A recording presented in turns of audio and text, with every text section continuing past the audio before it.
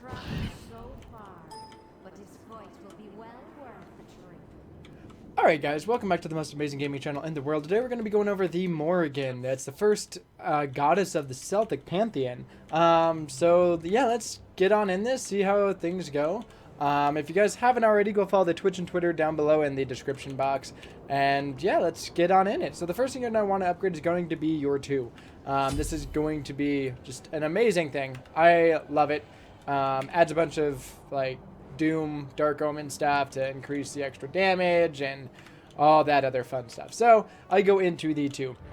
Then I go back into the 1, or go into the 1, then back into the 2, go into the 3. Now, this is the only mage that I know of. Where at level 5, it's going to depend who you're going up against. It really is. If you're going up against like a Ra, in a sense, getting your ult may not be well, but with, you know, everything else that you're going up against with the ADC, the support, things like that, it may be helpful to go into this at level 5. But because it does have such an outrageous cooldown of 2 minutes and 40 seconds, you would have to kind of think about it and realize, is this really something that I will be using very often? With that being said, I will probably go into it at level 5 just to be able to have that ability. Then I go into the 2 and I'm going to level this up. At level 8 though, I will put it into the 1, go back into the 2, and then I will finish off the 1 just for the amazing damage it has. Now at this point, getting the extra movement speed and a little bit more duration is cool and all, but I'd rather knock down my ult by 20 seconds every time I upgrade this. So then go on in, upgrade the 3, and then the ult. So at level 12, you go into your ult to start getting the cooldown on that and call it good. Now the build for her, we'll go into Shoes of Focus. I would rather prefer this over the Shoes of the Magi, just because she's going to have so much power. On top of that, you'll be having the proc from Polynomicon and everything else. And I think that you will need some sort of cooldown reduction with her. Otherwise, that ult is crazy high. Even like her disappearing, yes, it lasts for 8 seconds, but that's at 13 seconds, and that's about it. Any AoE or anything like that, an Ares, a Kumba, they're going to be able to basically discover you. It acts like an Ao Kuang in a sense. So yes, it's super good, super like nice, but I would prefer to have the cooldown on this exact build. Then I go into Polynomicon, Chronos Pendant, Spear of the Magus, and then Rod of Tahuti. Gem of Isolation is definitely going to be that kind of luxury item towards the end, just because it does give you a little bit of health and mana, but it also gives you the slow, which is going to be amazing when you can go ahead, get the proc, stun, and you can slow him with your 2. Because one thing that I have noticed with kind of playing her, your 2 and your 1, you can use with no movement penalty. As you can see, I don't stop whatsoever, and you can actually go invis and call it good. So, something that I noticed there, which was really, really nice, and why having Gem of Isolation would be quite helpful, because you'll be able to not have any movement penalties, while still be able to maintain to stay with them.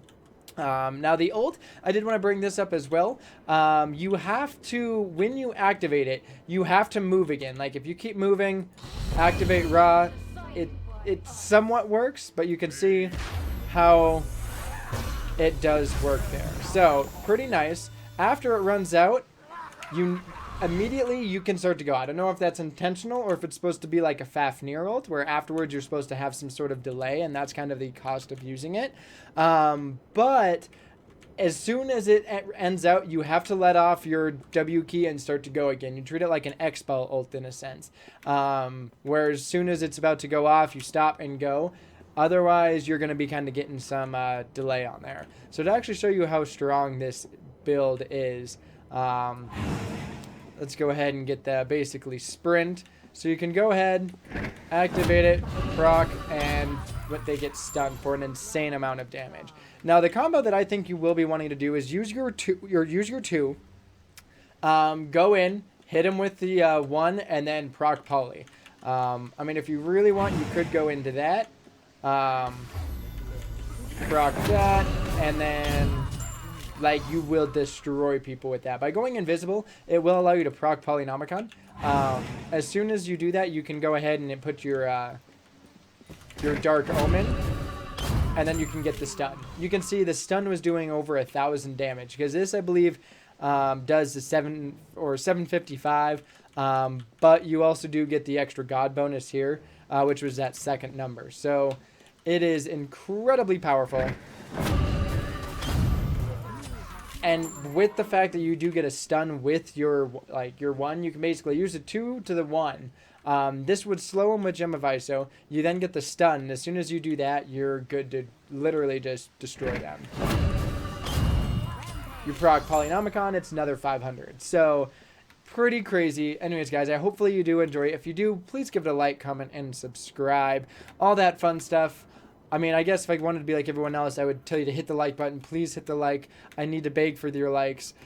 But only if you truly did enjoy it, guys. So, anyways, thank you so much for watching. And as always, have yourself a fucking amazing life.